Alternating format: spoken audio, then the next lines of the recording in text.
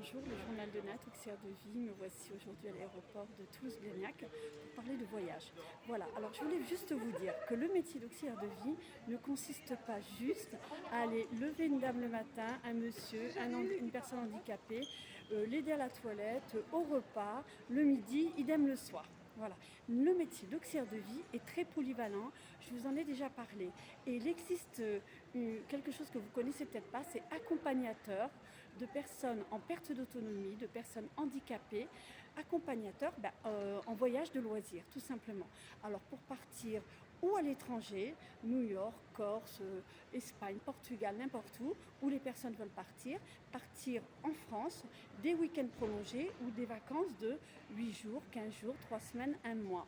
Pour ceci, il faut s'inscrire sur des sites que je vais vous mettre à la fin de cette vidéo, et il y a une formation à faire de 2 jours à peu près, et c'est super intéressant, vous êtes très bien payé. Après il faut pouvoir partir avec les personnes comme ça à l'étranger, parce que vous savez que vous allez rester avec elle pendant un certain temps, presque 24 sur 24.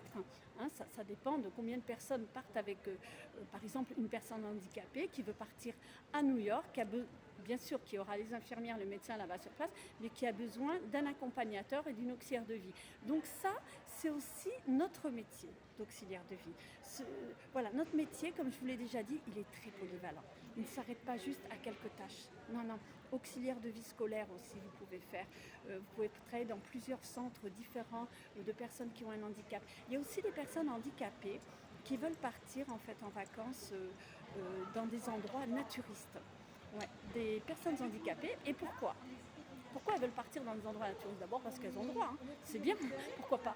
Mais pourquoi elles n'auraient pas le droit? Parce qu'elles se sentent mieux dans des endroits naturistes, tout simplement parce qu'elles peuvent enlever leurs prothèses, leurs perruques. Il n'y a pas de tabou. On ne va pas les regarder comme des personnes extraordinaires ou avec un gros handicap, parce que tout le monde est au même niveau. C'est-à-dire à partir du moment où les personnes enlèvent leur tenue, elles ont un autre regard sur la personne. Elles ne sont pas voyeuristes comme sur certaines plages où la personne avec un handicap va aller, et là tout le monde va la regarder. Ouais, il lui manque une jambe, elle enlève sa prothèse.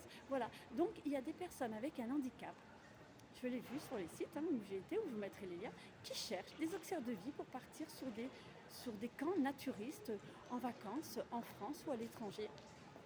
Et bon, alors voilà, auxiliaire de vie qui peut aussi, ou qui aime être naturiste, peut trouver des places intéressantes. Et puis voilà, on enlève nos œillères, ça ouvre nos horizons aussi de travailler de cette manière. Encore une fois, notre métier d'auxiliaire de vie est très polyvalent. Alors pour ça, soyez curieux, allez voir un petit peu sur internet ce qu'on peut faire. Moi je suis là pour ça, pour les vidéos, je suis très curieuse. Et donc je vous mettrai les liens à la fin de cette description. Je voudrais parler aussi d'un clin d'œil à Théo Curin. Théo Curin qui a traversé le lac Titicaca, je vous en ai parlé il y a quelques mois. Il lui manque 4 membres. Et là, il a sorti un livre, La chance de ma vie. En fait, c'est une autobiographie qui parle de son histoire. Parce que Théo Curin, moi je dis, c'est vraiment un exemple. Si vous travaillez avec des personnes qui ont un handicap et qui ne sont pas bien, et qui n'arrivent pas à remonter, qui sont dans leur mal-être, dans leur handicap en fait, qui est parfois très très dur, faites-le regarder des vidéos de Théo Curin.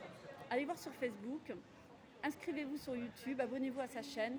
Il a la niaque, il va de l'avant et il prend son handicap comme une chance. Il faut le faire.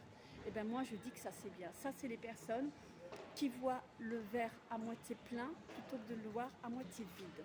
Alors en tant qu'auxiliaire de vie, faites la même chose. Je vais le dire encore, je le dis souvent, arrêtez de vous plaindre, on n'est pas assez payé, ceci, cela. Ok, on n'est pas assez payé, mettez-vous en CESE, je vous l'ai déjà dit, vous ferez vos tarifs. Voilà, vous gagnerez mieux votre vie, par exemple. Des choses ne vous plaisent pas, poussez la porte, allez taper ailleurs. C'est ça la vie. La vie, c'est ça. La vie ne s'arrête pas à juste être dans sa petite zone à soi et ne pas enlever ses œillères et ne pas regarder autour. Il y a beaucoup de choses à faire dans notre métier, et motiver les jeunes à faire ce métier, parce que croyez-moi, vu tout ce qu'on a entendu dernièrement, les gens vont rester chez eux à domicile. Alors ils auront besoin d'auxiliaires de vie qui sont rayonnantes, positives, qui leur donnent des idées, qui peuvent les accompagner en vacances. Sur ce, je vous laisse, je vous dis à très bientôt pour une nouvelle vidéo. Prenez soin de vous, couleur, positive attitude.